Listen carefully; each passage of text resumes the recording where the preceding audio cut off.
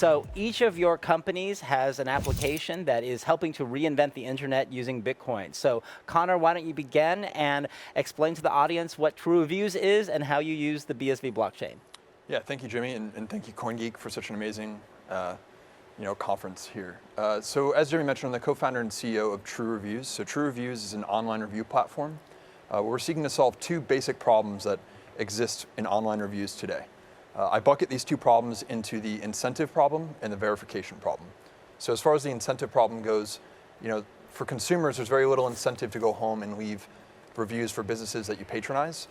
In fact, for the most part, the incentive comes down to if you were wronged by a business, usually that's what drives you to leave an online review. Or you go to these current existing businesses that exist on the internet and you earn fake internet points that really don't mean anything, and these companies profit off of all that time that you spend leaving valuable data to their company. And then we also have the verification problem. So ultimately, there's no way for you as a consumer to validate that the reviews that you're reading online are coming from real people, real consumers, people that had real experiences, right? We see this problem on a lot of existing platforms, but ultimately we want to use the Bitcoin blockchain to validate that reviews are linked to real experiences, real purchases, things like that. As a cornerstone of our platform also, it's not just about the user, it's about the business as well. So businesses themselves, they're finding out in the modern world here, reviews are more valuable than any advertising campaign that money can buy, right? So ultimately, we don't want to just build a platform for users, but we also want to allow businesses themselves to directly incentivize reviews by offering rewards and allowing people to come back and, even just leaving some basic feedback about their experience, whether it's a 5-star, I had a good time, generating more positive reviews for businesses that deserve those reviews.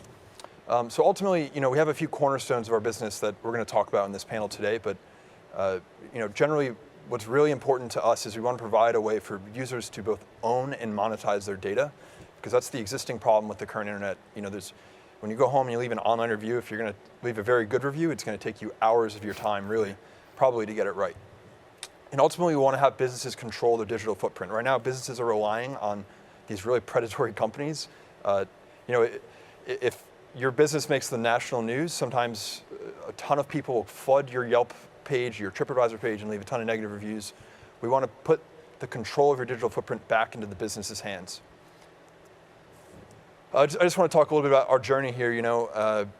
We started in 2019 with the Bitcoin Association Hackathon. It was a really awesome experience for us to dig in and try and figure out a problem to solve. And ultimately, while 2020 has been a weird year for everybody, for us, it's actually been pretty exciting. We incorporated early this year. Me and my brother founded our company. In May of 2020, we launched our product called Veritas, which I'll talk about in a second.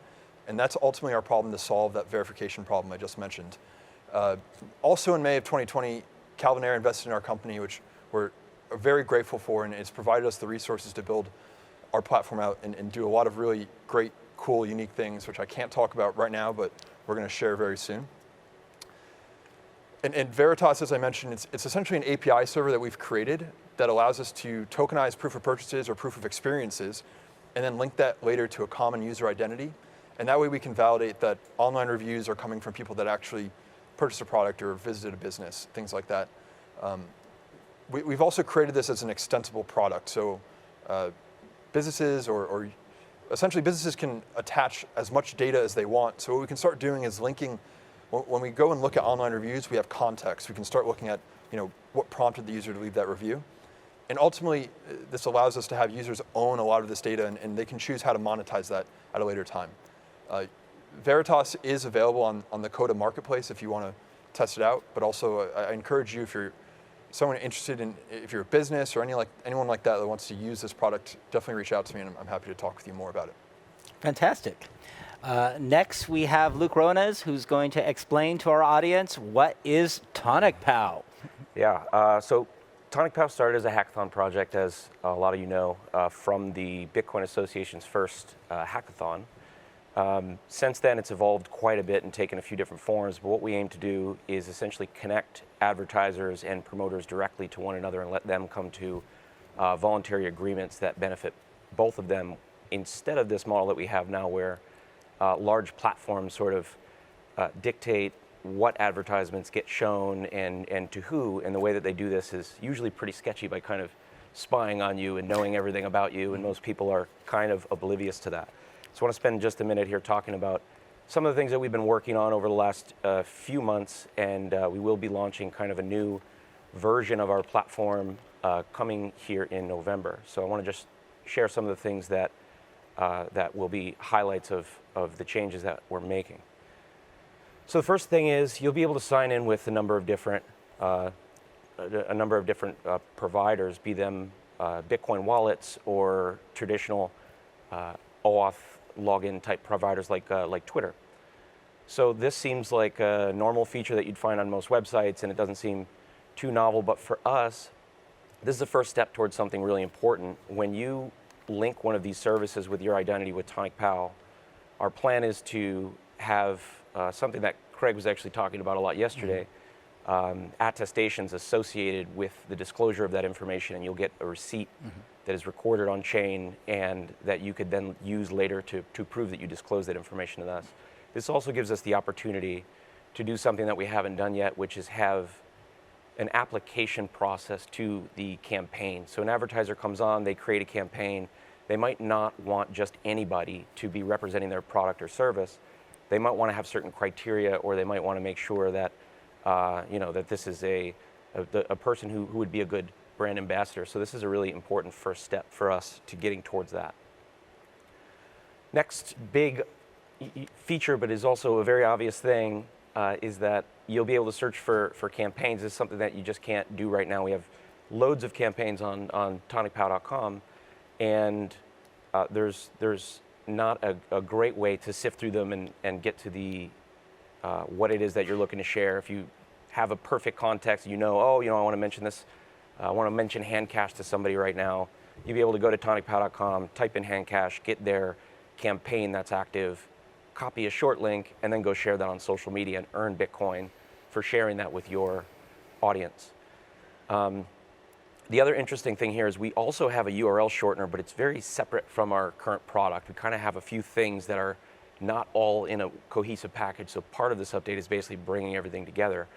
And this URL shortener is baked right into the same search bar. So if you typed a search term in here, you would get a list of search results and campaigns. If you typed in a URL, you would get your short link to then go share that wherever it is on social that you have an audience. The next big change is those of you who have been paying attention to TonicPow and what we've been doing all this time. Our first product was a display widget, a traditional ad that would show on a website or something like that. Then we did a campaign network where people, where advertisers come on, they create campaigns and then people can share them. Those two products are very disconnected. That's going to start to change, and you'll be able to use the new site to generate widgets and just copy a little snippet of code to put on your website and display ads from the campaign network. The other thing up until this point that you would have to do to integrate with us more deeply to fire conversions, which are like somebody purchases a t-shirt, you want to give the person who referred them 10% of the purchase or something like that. That's what we call conversion goals. And in order to integrate to fire conversion goals, you would have had to contact us to get an API key. That's changing. You'll be able to create apps right from the dashboard in TonicPow, get yourself an API key, and start playing with the API. So this is a quick peek at what the dashboard kind of looks like. As you can see, there's kind of a lot of stuff there on the left, and I'll just go through some of the highlights here. We don't really have the greatest of reporting currently. That's obviously got to be a cornerstone of this service. And so we're working really hard to get much better detailed reporting, both for the advertiser and for the promoter, so they can see their earnings, what campaigns they came from, and all of this. As I mentioned, managing apps and API keys through this interface. This is where you'll manage your campaigns also. Kind of a new thing that we haven't had yet is similar to what I mentioned before. We're just trying to give more control to both parties. And that means allowing an advertiser to say, look, I've been working with this promoter. They're delivering me traffic that looks like it's either not legitimate, or for whatever reason, you'll actually be able to disassociate and say, I don't want to work with this person. And you'd be able to blacklist the promoter. The other thing I mentioned in the beginning, linking with wallets and third-party apps and having attestations. This opens up a lot of doors because, I touched on this briefly, but the fact that you could have certain criteria for your campaign, and you could say, in order to be eligible for a promoter, you basically have to have linked these certain things. We have to know these certain things about you. And that will enable us to finally get our rates that promoters can earn much higher. They should be able to earn a lot more money once we have these things in place, and that's where we're trying to get to. And the last thing to mention is that we're changing our short link domain. We have one that's basically all consonants and kind of doesn't give you a lot of information about where it's taking you. And the new one, tpow.app, is pretty clear that you're going to a TonicPow site, and you know, that's all I have to share now. There's a whole bunch of other stuff we're working on. I had maybe 16 slides in this originally, and I trimmed it out because I know we got a lot to talk about, but that's the short version. All right, thank you, Luke. So from reinventing consumer reviews to reinventing digital advertising, we're now gonna turn over to Billy Rose to talk about how Twetch is reinventing social media, communications, and I'm sure so much more. Right, Billy? Tell us all about it. All right. Hello, everyone. My name is Billy Rose, and I'm the co-founder and chief creative officer at Twetch. Twetch is a really exciting application. It's a social network where users own their data and profit from their content natively. But the really exciting part is the business model itself. We believe we have found the solution to all the problems of the internet. We often hear talk about this social dilemma, the problems with social networks like Facebook, Instagram, Twitter. But what are these problems, and why are they so hard to quantify? In order to answer this question, we need to get to the root of the problem. The problem is that the business model of these platforms is fundamentally broken. I'm talking about the free-to-use advertising model. When things are free, they're generally taken for granted. Psychologically, when we get something for free, our minds regard it as if it were something meaningless, something you can throw away and not think twice about. This concept has given rise to poor behavior. Instead of supporting good information, growing good ideas, and working together as a general unit, we tend to troll, spew hatred towards others, and judge everything. The internet today is extremely shallow and short-sighted. It's a lot of image worship, idolization, cheap laughs, and meaningless scrolling. It's extremely addictive and extremely harmful to our minds. And it just gets worse. The way these platforms are able to provide these massive services that cost billions of dollars to run for free is by stealing your data and using that data to manipulate and control you. The ad model has turned us into sheep that are predictable and easily manipulated. It has killed our individuality and can only lead to one place: total control for big tech, and by extension, total slavery for the users. But don't worry. Twetch has found the key to unlocking data freedom and solving the major problems of the internet. On Twetch, we have paid speech, and with paid speech comes great responsibility. The beauty of paid speech is that you have infinite potential for future profit. On Twetch, interactions like likes and comments and shares, they're all micropayments. Users can earn Bitcoin peer-to-peer for each interaction their post receives. This concept is very powerful, and we have found amazing results. By archiving and storing all your content on the blockchain, your words and interactions exist for a very long time. Someday, your great-great-grandchildren will read what you posted and learn more about their ancestors and their heritage. Users on Twetch are true to their word. The culture we have created is one that has meaning through honest business relationships and content that lasts lifetimes. Bitcoin enables this microtransaction economy to happen. We no longer need to sell your data in order to earn revenue. We simply need to adjust the business model to not rely on manipulating you. Twetch takes a small fee, which is often a penny or less, for everything that a user does on the platform. By doing this, we're able to support our business without having to steal your data. Your Twetch data is always archived on the Bitcoin blockchain, so it becomes lasting, it becomes portable. Users can move their data to another interface where they control the terms of service, simply by writing a script and parsing the blockchain. These are all the things that are possible now on Twetch. We're only 1 year in, and we haven't even scratched the surface. This is what Twetch looks like as it exists today. You might say it looks pretty familiar. This is a feature, not a bug. As the designer, I needed to find a way to create a familiar experience for users in order to balance out the fundamental shift in infrastructure. You see your usual like button there, but underneath the hood, that's a 5 cents sent directly to the content creator. Twetch currently has around 20,000 users. So you can imagine what this looks like at scale. So that's Twetch. A user has an idea that they want to post to the blockchain, they pay 2 cents, which goes to miners and service providers. The user then posts that information where it's archived on the blockchain within a transaction. And when a user receives a like, a reply, or a branch, they get paid.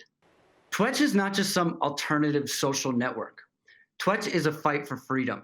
We want to give you the power to own everything that you create on the internet, to earn money from it, and to do whatever you want to do with it. All I know is that your creation should be yours, not Mark Zuckerberg's. And that's it. So we just released Twetch Chat, which is fully encrypted. We just released hashtags and cash tags, which are all mined using 21E8. And we're about to release our desktop app, I think sometime within the next few hours when everybody wakes up. So make sure everybody checks that out. And if you want to contribute to our development, you should go to twetch.app/features and fund the features you want us to release next. Twetch is available now at twetch.com. Thank you guys so much. Thank you so much, Billy. That was a nice presentation of a lot of the issues I want to actually frame for our discussion now, which is, the problems people see with the current internet. Billy's given his and Twetch's summary of why they believe the internet's business model is now broken with free services. I'm curious for both of you from your respective sectors, what do you think needs to be changed or improved in today's internet business models? Connor? Well, I think Billy made a good point. A lot of these companies are really predatory, right? A lot of the companies that exist in Silicon Valley, they profit off of users' time, users' energy, the value that users create for the platform. They don't see that value come back to themselves, right? So that's a huge issue. Ultimately, though, I think what's really important in this new paradigm of the internet that we're building, you also need to give users choice, right? So users having choice isn't a bad thing. So for example, advertising isn't a bad thing necessarily. So I think while the current companies that take my time, my energy, and they profit off it, that is an issue. It's also important that we give users choice to allow them to own their data, but also, not everyone wants to pay for everything. Not everyone wants to, spend all of their time and energy Writing reviews. Exactly. So, but with that said, Billy made a great point that ultimately there's a few people in Silicon Valley making a lot of money off of a lot of people's time and energy, and that's a big issue.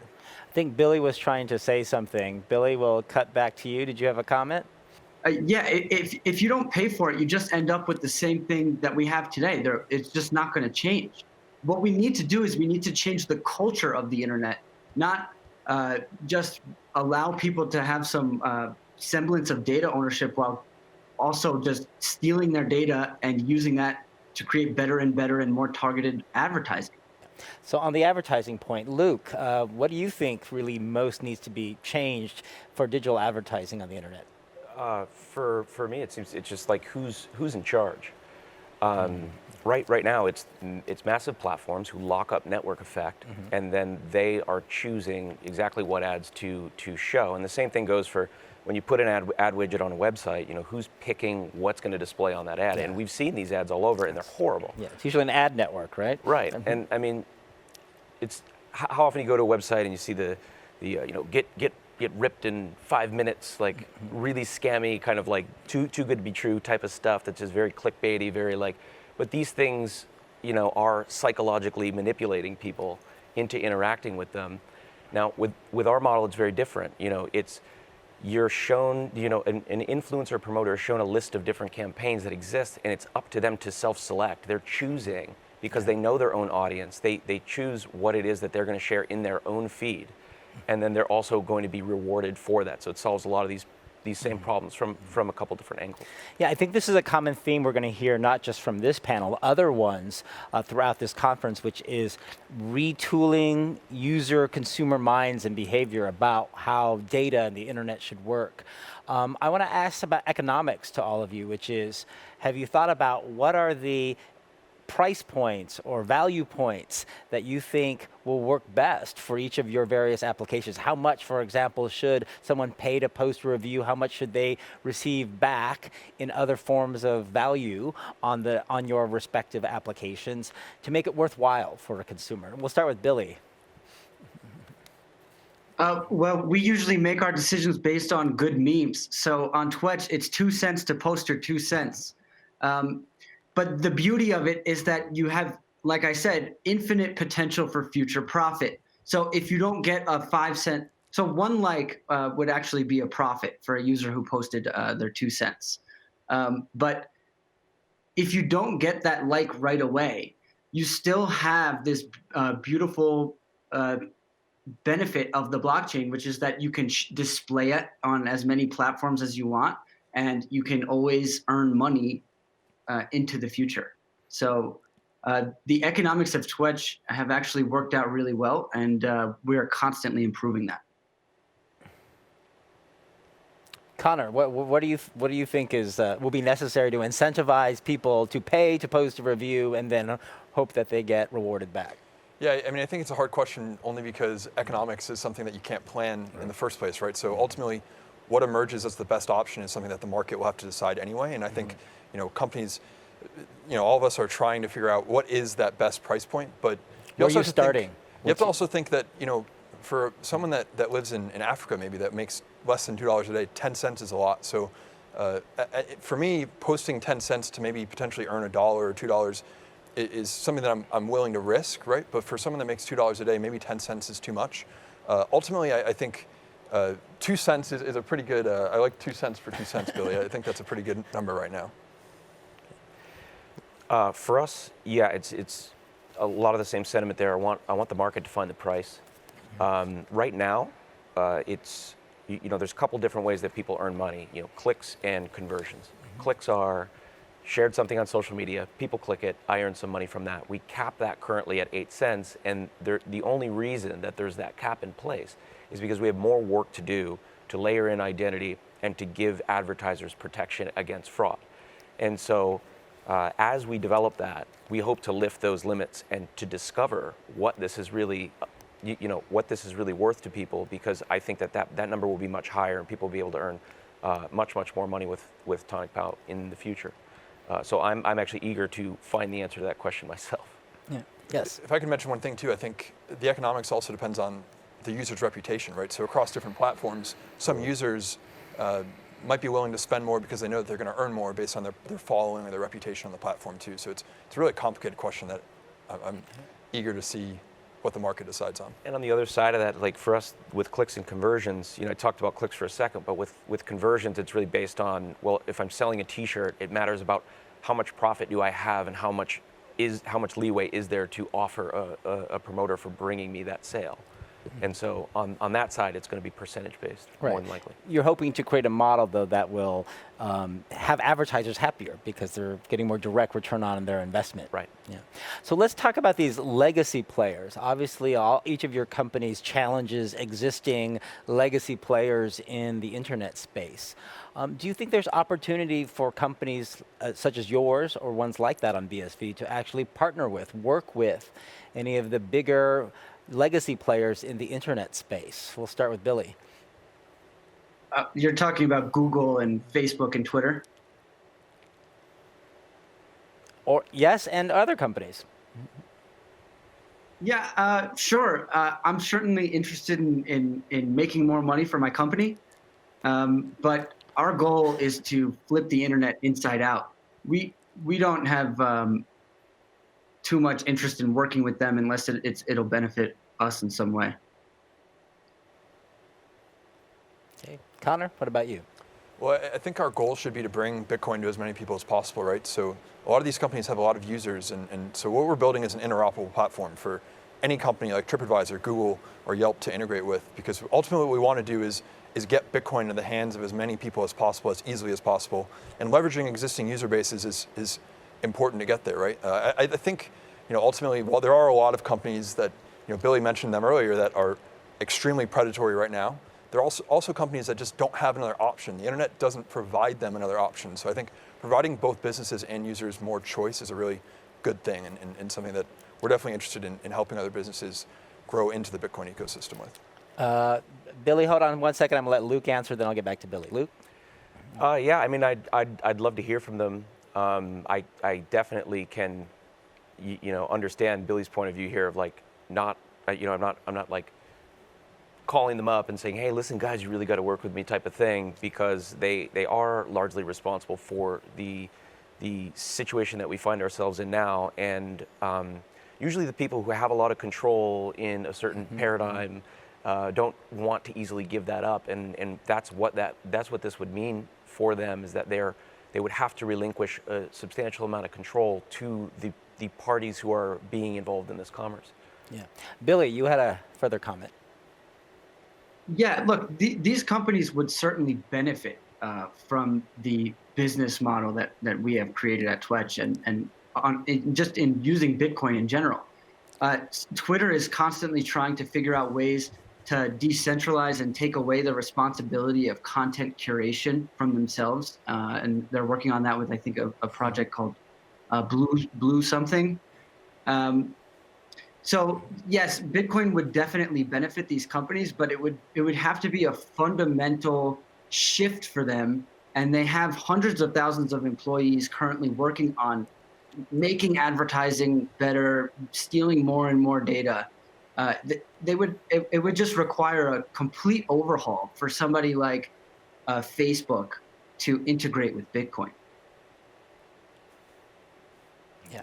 Or it would require very forward-thinking executives battling within larger companies, which I've seen from my experience representing a lot of big companies in my legal days. There's usually, some forward thinkers that have to fight a lot of internal political battles, or perhaps one of the legacy players saying, that's interesting, I want to experiment with that, but through a separate business, for example. They may trial a separate business in parallel. So we have a number of questions from our online audience, which is not surprising given the topic we're talking about here and its interest to the BSV world. So let me ask some of these audience questions. So for TonicPow, if I as a user do not have Bitcoin, what do I need in order to get links and start using TonicPow as an affiliate? All you really have to do is sign up. Right now, we do have a bit of a wait list to get activated, but actually, you can still sign up and share links and just not have instant payouts until we've basically activated your account. And this all has to do with what I mentioned before, of the process of layering in strong identity, so that we can protect the advertisers from fraud. So if you are a real person with people who you'd like to share things with, sign up, and then you can, probably the best way is to contact us, either on Twitter. We have a Drift widget right on our homepage, and we'll get you up and running. Okay, Connor, what about your business? If I'm a user and I'm new to Bitcoin SV, I don't have any coins, how do I get started? Yeah, so we're creating a way for users to come into the platform, and as I mentioned, we want to give users choice. So I don't think it's an issue to provide users a free posting model, but then show them that there can be an alternative that is better, right? But ultimately, what we need to do is capture the whole world that is used to this existing free internet model, whether we think it's broken or not. I think it's a really important way to bring them into a platform, allow them to post something, and then allow them to earn based on other economy generated that was from that content. So what we're trying to do is actually bring users in and allow them to post for free, or a few other ways that even this week, Luke and I have talked about this problem a lot. How do we best onboard people into this ecosystem, but also having these values that we're talking about, data ownership and all that kind of stuff. So yeah. So maybe giving them a certain number of free trial posts to get them on board. Exactly. Let's go to Billy. Billy, how is Twetch approaching this? How to get brand new Bitcoin SV users onto your platform and using? I just want to comment on what Connor just said, because I don't think that letting people post for free is going to bring them in and scale up your project and bring new people into Bitcoin, because it's the same thing that everybody's already doing. So where do you get that unique aspect of what you're doing if you're just doing the same thing? And then the other thing, I really think the way to get more people to get into Bitcoin is to make it easy for them to get Bitcoin. It's really hard for people to get Bitcoin right now. My friends, they have Venmo. They say, oh, if I have Venmo, how do I get Bitcoin? Well, you can't unless you know somebody who already has Bitcoin. And not only that, we also have the problem of the ancestor limit. I hit the speed limit almost every day on Twetch. I'm trying to make a lot of transactions. On Twitter, I can do 1,000 likes in a second. We need that. If I could just mention real quick, Sure. I think, Billy, the problem with existing platforms, though, they're free to post, but the companies are the ones profiting off of that, right? So we can still flip that on its head and allow people to come in to a platform, post for free, and then they're the ones that are monetizing the content. I mean, In any event, let's I don't move on think to that another companies topic. making money is Go a ahead, bad Bill. thing. I think the companies need to make money in order to continue to innovate and produce something that consumers want and need and provide a service for them. But yeah, I see what you're saying. I do think that choice is a good thing, and I could see a world where you can earn your posts or your Twetch tokens or your Bitcoins via looking at ads, or you can get free services by looking at advertising. But every time we've tried to do anything for free on Twetch, it always comes back to hurt us. So we'll see how that plays out. But I'm really excited actually to see how that plays out specifically, Connor. Yeah, and I think like everything in the Bitcoin SV world right now, everyone's experimenting with different approaches, and there's probably not necessarily one right answer for every situation, and I think we'll all see how it plays out. Lots of other questions. There's a popular Netflix documentary these days called The Social Dilemma. I haven't had a chance to watch myself because I've been busy getting ready for this conference, but it's really exploring this question of the dilemma of social media and what the impact it has on user data. Do you have, for anyone who's actually seen the documentary, do you have any thoughts about how that informs the strategies your companies might take?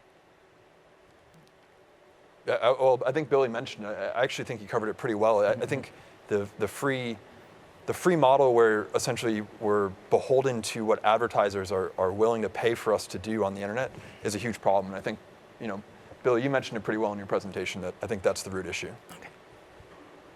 Yeah, the main theme of the social dilemma, the problem that they're trying to solve is that these algorithms and these advertising models are getting so good at predicting human behavior that they're actually creating human behavior. They're causing you to take action, and they're able to turn you into a sheep that does whatever they expect and want you to do. And so this is, they make it seem really scary and frightening. But I think that they never really come up with a solid solution. I don't think that anyone knows what's going on, but we have actually solved this problem already. If you just make people pay for the service that they use, then the whole entire thing becomes different. And we don't even have to do advertising. We don't even have to take your data.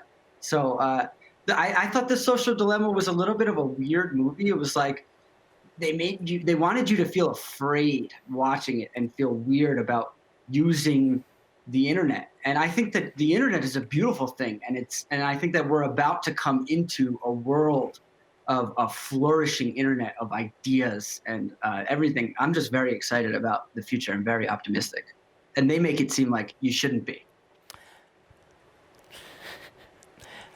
I haven't seen it, but from what I heard, kind of the same thing. It really does highlight some of the issues that we're talking about and what we know about. But then at the end, it kind of doesn't offer some of the solutions that we know work very well. Like, for example, having people pay for things. So you hear that? Netflix documentary production or distribution teams will acquire a documentary, and then you can have Social Dilemma Part 2, the solutions from Bitcoin SV. Let's talk about, not to get into politics, but it is election season. And certainly one of the topics in politics in the US these days is the role of social media and misinformation, and what role service providers such as Twitter or Facebook should play in managing, correcting, disabling false information or misdirected information posted by users. So this question was directed to Twetch, but I actually want to ask it to all of you, which is, are there any fact-checking bots to remove content and dictate the narrative, or, deal with misinformation, false information? We'll start with Billy, and then I'll go to the other two panelists. Billy? Well, misinformation is solved through proof of work. You can have content curation that has nothing to do with what I think or what the Jack Dorsey or Mark Zuckerberg thinks and what they like and don't like. I think misinformation is kind of currently a buzzword, a campaign to go against anything that goes against the status quo. And we're just not here at Twetch. We're just not here to control the status quo. And one thing that we do want to do is we want to create ways to curate content that has nothing to do with someone's personal political views or what certain ideas someone likes and what certain ideas someone in power dislikes. So the problem with misinformation is that the content curation itself is centralized, and Bitcoin actually enables us to take it away from the centralized hands altogether and allow the people who think that they have the most important content, and then the people who give that content attention, to allow that content to rise up on its own without having to be involved in any way. It's all about what I think, how valuable my content my content is, and then how valuable the market takes my content and where they go with it. That's what matters. Connor. Yeah, I agree, especially with that last part. I think, especially for me, I know Luke, we had this whole conversation, I'm sure Billy, the same thing. I got into Bitcoin because I really like markets. Markets are really interesting, and right now we don't have a way of having a market of information, right? And ultimately, I used to use Reddit all the time. Reddit was a really interesting platform when it first came out, and then it became a platform where the company itself started controlling the information that users were allowed to bring to the top of the feed, right? And I think ultimately what Bitcoin allows us to do is allow person-to-person interaction, person-to-person trade, and I think the misinformation problem is ultimately a market problem. I mean, information that's really good will rise to the top in a market. Information that is bad and misleading will fall to the bottom. So there's a huge point that I want to make here with this particular topic, and that is one of the big issues is a lot of people, like, okay, Twitter, Facebook, these guys, they own that platform. They have every right to do whatever they're doing on their own product, and we understand that.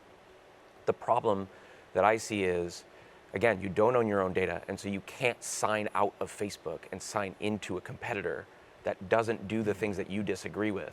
So you can't like vote with your attention and your engagement in the way that you ought to be able to. And with Bitcoin, we have a giant shared database essentially. Mm-hmm. So if we do a couple clever things like just publishing public protocols that are the same that everybody uses, to where if you post on this site, it's visible on this site, and the site's tax, they can earn, like with Twetch, they take a percentage of your engagements on that platform. And if you don't like the way that Twetch is doing something, or they start censoring or something, which very unlikely to start happening, I think, knowing these guys, they kind of have the right mindset for this. But you would be able to go somewhere else and participate still, and have all your same followers and have all your same interactions. Right. Because different applications can access your data from the same global distributed ledger. Right. I was going to say, there's nothing really even wrong with, and what's weird is that this is actually controversial on both sides of the political aisle. There's nothing wrong with Twitter not wanting to show certain pieces of content, right? Mm-hmm. But the problem right now exists that there's no other choice for users to go to. Mm-hmm. But if Twitter doesn't want something on their platform, that's their right as a business, right? Right. So it's a weird situation where just the user does not have that choice that we need. That awkward phase. Yeah. Billy, I think you wanted to comment? Yeah, I totally agree, Connor. And I think that the main problem is that they have these algorithms, these biased algorithms that they show you, they confirm your biases, they only show you things that they think that you want to see, and they're just trying to control and filter the flow of information.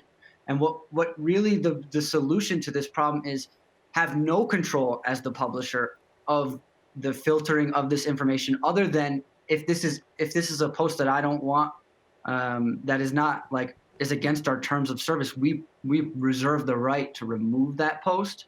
But it's the curation of it and the confirmation bias that they like to control And then they also like to try to sway people in the political or ideological direction of their investors. These are things that I think are very immoral and wrong to do as a publisher. I think you should just let the market decide what content is the most valuable. And then when you do that, you end up with a valuable information market, right? Here's an interesting question from a user. Going back to those legacy companies like Google, if I'm a user and I've got my data and content on the Bitcoin SV blockchain using your applications, could people be allowed to sell that own data or content to the same companies like Google? Well, I think that's a problem we need to tackle. We can't just put data, in Operaturn and then it's plain text and anyone can scrape the blockchain and sell that data, right? And I think that's, again, I had some great conversations with Luke about this. I think it's really important that users have that, put it in their possession, maybe encrypt it to a key that only they control, right? And they can grant access to that data if they want. They can choose whether to sell that data to advertisers, but it's really important that we build tools and infrastructure where users aren't just putting their data into another database that other people can scrape and pull.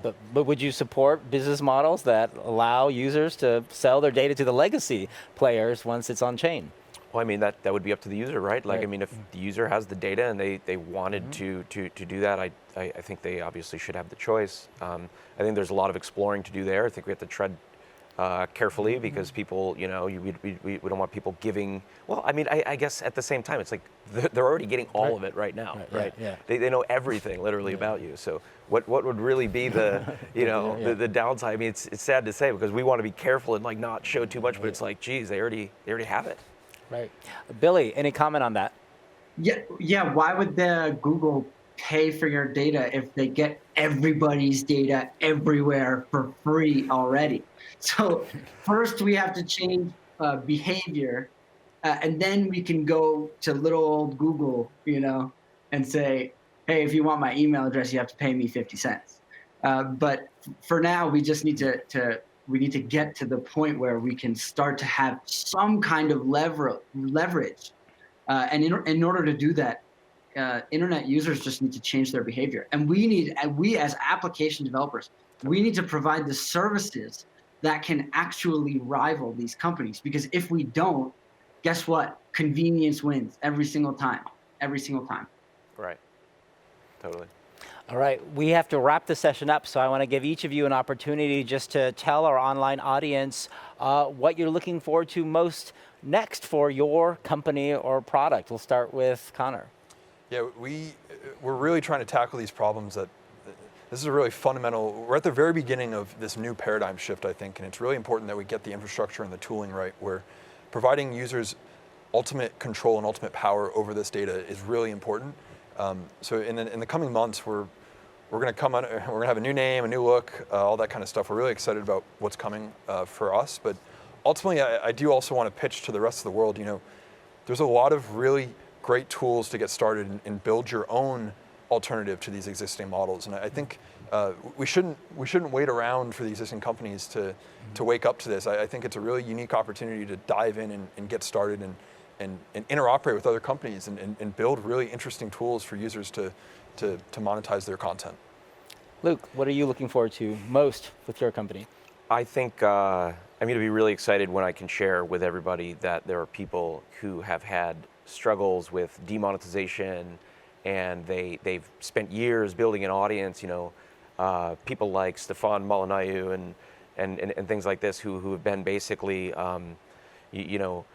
they're all of this work. They spend years building these audiences, and then they're basically banned from these platforms. I'm really looking forward to these people discovering TonicPow and what we can deliver for them, and also that people are able to sustain themselves and their families and earn literally a living by connecting products and services that they like to their audience, who they know better than any advertising platform. Yeah. And Billy, as you answer the question, one last audience question came in, which is people want to know when you're going to have a mobile app. So why don't you tell us what you're excited about most with Twetch and when a mobile app might be coming? Well, if you want a Twetch mobile app, you can build it yourself. We'll probably build the best one. I hope we can. and we are in the process of doing it. I can assure you of that. But you can build one too using the Twetch SDK. We just released hashtags. We just released encrypted chat using Bitcoin. And so we mentioned it before, but we're all moving towards this more encrypted direction as well. Anything that you publish to the Bitcoin blockchain, you should be able to decide whether or not that is encrypted and private or public and monetizable, essentially. And really what I'm looking forward to is creating more and more ways to allow users to make money. I want to see every Twetch user become a millionaire, right? That's what Josh says online. And I want to see, kids in Africa and, wherever else where they make $10 a week, I want to see them make $100 a week on Twetch and on Bitcoin files and on all these other applications that we're building. And so we want to give users all the choices that they can possibly have to decide to do whatever they want with their data, whatever they want with their content. And we don't want this for our users. We want this for ourselves too, right? So this is like a revolution. And I think that more people need to realize that, is that this whole Bitcoin thing, this is a fight for your life. This is a fight for your digital citizenship. This is a fight to have ownership over the things that you create on the internet. Everything that you create on the internet is currently controlled and owned by Google and Facebook and all of these companies. You gotta take it back, change your behavior, start to use these applications that work today, like Twetch, and we're gonna keep building it until our applications are better than theirs, and they will be, and it will be soon.